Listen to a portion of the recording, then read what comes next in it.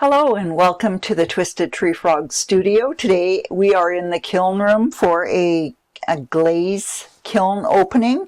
It is in the little 818 by Scott. It just finished and is sitting at 251 degrees, a little warm, but markets are coming. The push is on. I'm in glazing mode. It is chaos in here.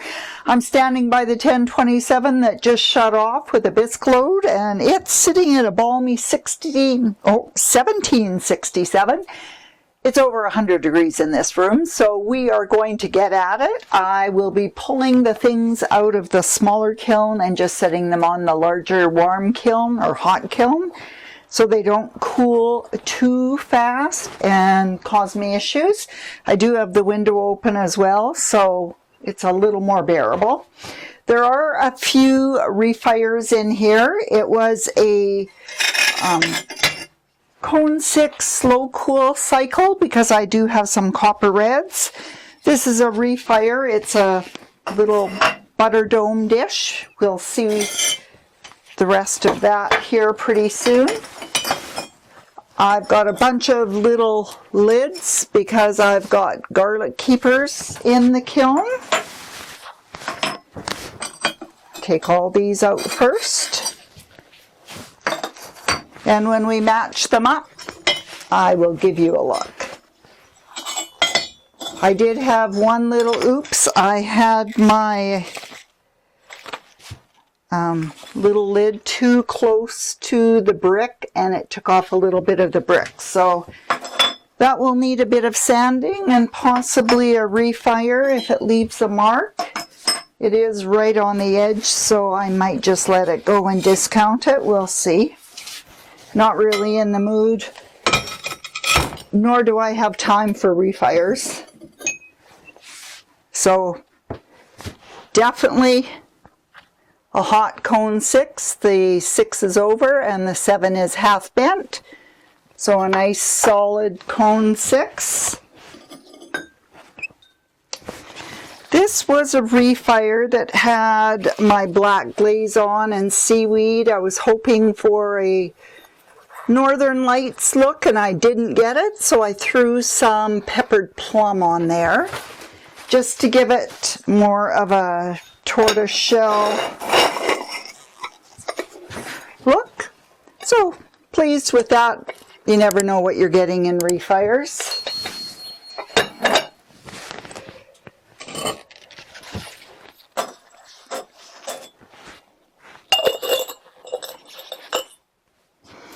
And just some little white garlic keepers. Our area grows a lot of garlic in the spring, so I'm not sure if I even have the right lids on each one, but I'll try them when they're cool.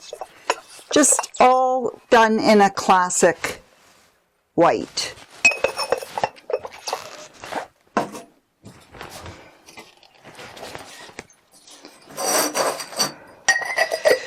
This is Bailey's Red 2 out of, I think it's the mid-range book. It doesn't really show it really well, but it's got some really nice red tones in it. If I get a chance, I will post some pictures as well.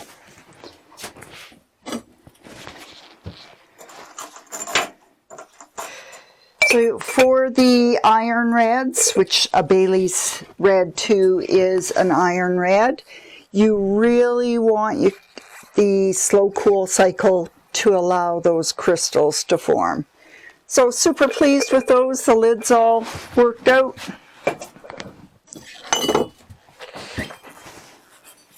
And I do hear a little pinging, not sure what's going on. Here we have just a beer glass, and that is black walnut. Oh, I better get my book. The memory isn't what it used to be.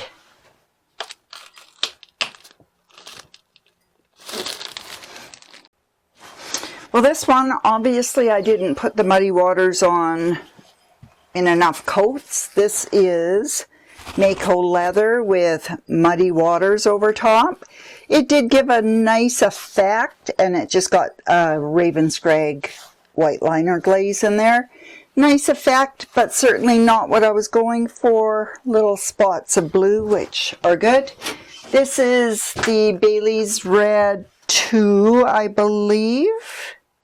Yes, so Bailey's Red with alabaster and winterwood on the top.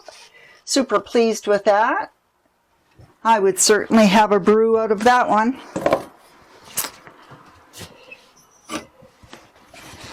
And this one is just iron luster with winterwood on the top. Very similar. Not as thrilled with this one as the last one. It's nice, but a little too definitive on the line for my liking. Oh no. Well, that was a disaster. I had a handle fall off. I did put them on too dry. I knew it. So I'm going to bang this off and see if I can refire this. That took care of that. So I'll grind that off. And hopefully we'll be able to save that garlic keeper. And unfortunately, I had tried to stick the handle on this after it was already bisqued with glaze, but it didn't really work. Not totally thrilled with this combo anyhow. That was honey flux with, oh no, this is micro pearl with Celadon bloom over it. Again, the Celadon bloom could have been a little thicker.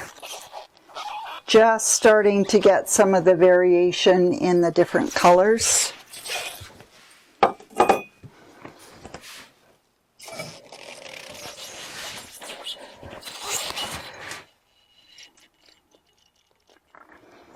And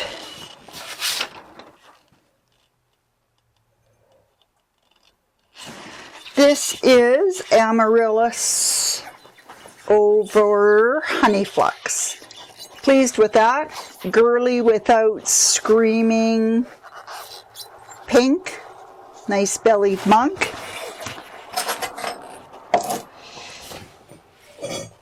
And there is a second one like that. I do always try to do the mugs in pairs so that if somebody wants to buy two of them, they can. Another garlic keeper.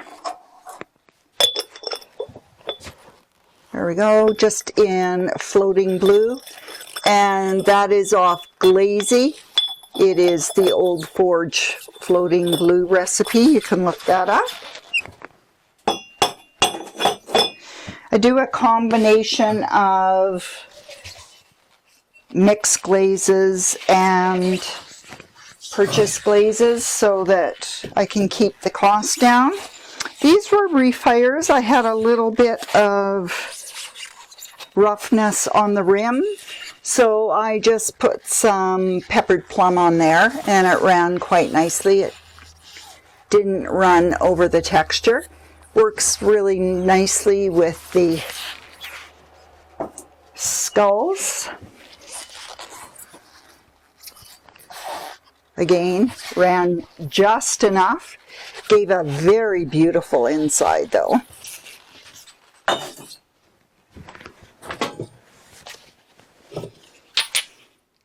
Now this was almost a cone 7 down here.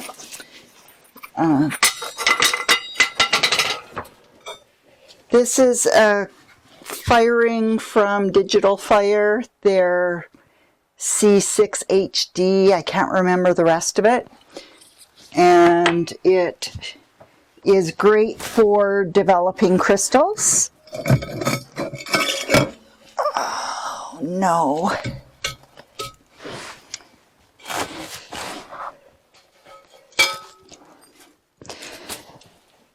Now, when I was loading my bisque kiln as well, I did the same thing. I didn't use high enough kiln furniture and broke 2 pieces, setting a kiln shelf in. And I just did the same thing with my glaze firing, which is unfortunate. It would have been a really cute little mushroom plate. Haste makes waste is what my grandma used to say, and it's true there. That was Autumn Foliage by Georgie's Whiteback with a zinc-free clear over top.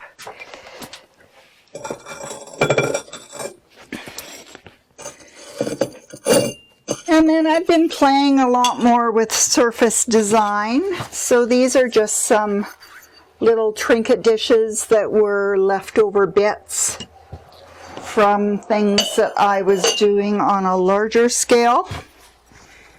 There's only one piece in here, not super large by any means, but I will have probably 3 to 4 more kiln firings, most of them glaze firings, here in the next couple weeks, as the market is quickly approaching. And I'm doing way more than I ever thought I would get a chance to do. This, I like the look of it, but it is a little rough. I did use some slip, and I did put it on a little too thick. So that is a stencil, a silkscreen stencil that I did on the platter. And so you can see faint lilies in the background, and then you get the lily in the foreground. I may put another coat of glaze on that and fire it again. I knew it was a little thick when I did it, and I just thought I would go with it and see what happened. And now I know. At least that piece didn't break. But that is it. That's it for More Than Me in One Way, as I'm melting in here. Thank you for joining me in the kiln opening, and I forgot to say my name is Sandra.